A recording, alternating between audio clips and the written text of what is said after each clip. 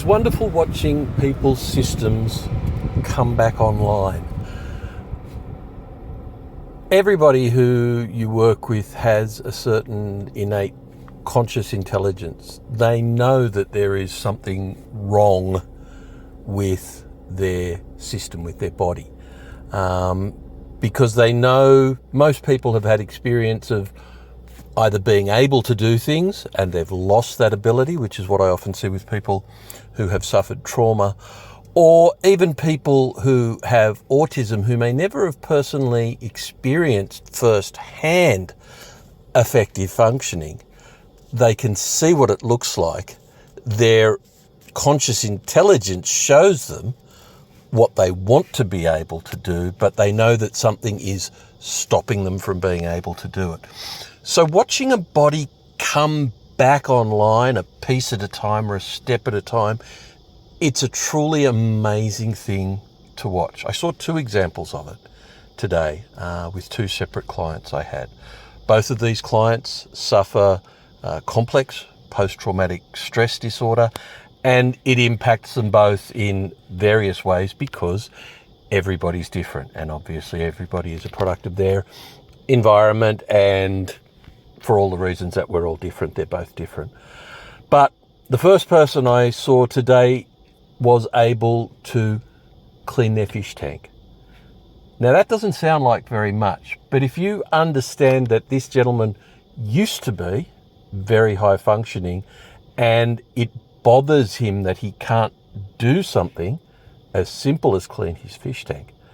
The fact that on Sunday morning he was able to wake up and just start cleaning his fish tank because he knew it's what should be done, what he wanted to do, what he hadn't been doing for ages, and that he was halfway through doing it before he realized that he had gained the impetus to do this again, I believe is one of the pieces of evidence that demonstrates just how much bringing a system back online helps, and what you can see in terms of people and their evolving increased capacity.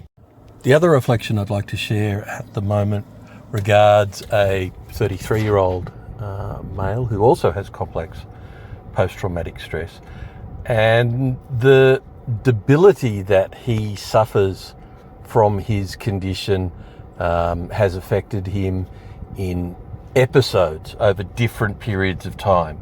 So he suffered a lot of trauma, gained a good level of functioning, then suffered more trauma and had to work very hard to regain some functioning, and has suffered, other triggers recently which have caused a relapse. And this speaks, I guess, to what A.R.T can do just to support an individual against the disabilities and the debility that trauma can cause in interrupting normal nervous system function. This person has been having a really tough time of things, and they have been, almost constantly in a sympathetic overloaded trigger where just getting up and surviving day to day has been, almost too much for them to bear, particularly during the last month.